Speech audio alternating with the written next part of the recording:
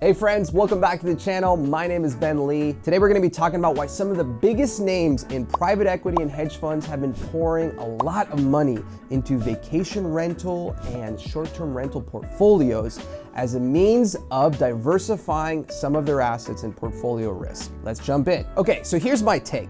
With the S&P down more than 20% year to date and most cryptocurrency tokens down more than 60%, inflation on the rise, interest rates hike coming, and we're likely heading into a global recession, there aren't that many attractive asset classes for investors right now. Now, here is why I think short-term rental markets are still a risk-free investment for you and for investors. Most people are very eager to be doing traveling again. Most places just opened back up after COVID, after being shut down for 2 or even 3 years. There's still a lot of pent-up travel demand. Even if there is inflation on the rise, even if people don't have enough savings to be spending on the lavish trip that they want to, they're still going to be getting out of their house because we've literally been cooped up for almost 3 years with a global pandemic. So regardless of what the economic state is, people are still going to be using Airbnb. In fact, they're likely going to be using Airbnb even more because of the sanitation issues and concerns that might come from hotels. Nobody really wants to be with other people. We've all sort of adopted this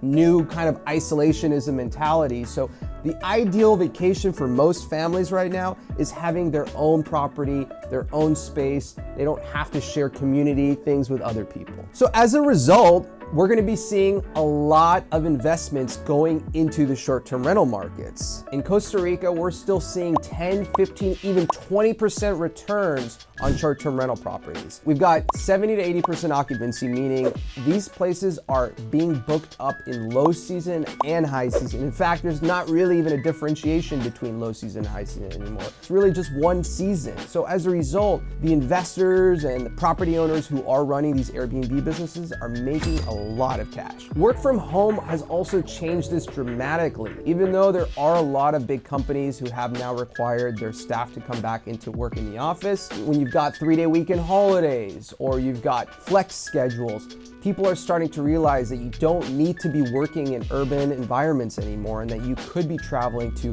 sexy and beach and exotic destinations to be both working from home and having a vacation with your family. So as a result, I don't see the demand changing at all for Airbnb. In fact, I'm only seeing it continue to increase. So if you are sitting on cash, I definitely think rental income is something you should be considering. You can start small, you can start with a container house, you can start with glamping. You don't have to go and build some super fancy high-end property to start generating rental income. In fact, if you look at Airbnb, you'll see some of the coolest projects and interesting destinations like Costa Rica or Joshua Tree, have glamping sites. They're charging $110 a night, or container homes, or really, really cool, really interesting creative solutions. I would say just go out and do it. You can hire a property manager. They typically take, anywhere like from 15 to 20% to manage the entire booking. Understand what your cost structure is going to be for maintenance and housekeeping and all these types of things. But these are pretty good, sustainable businesses right now.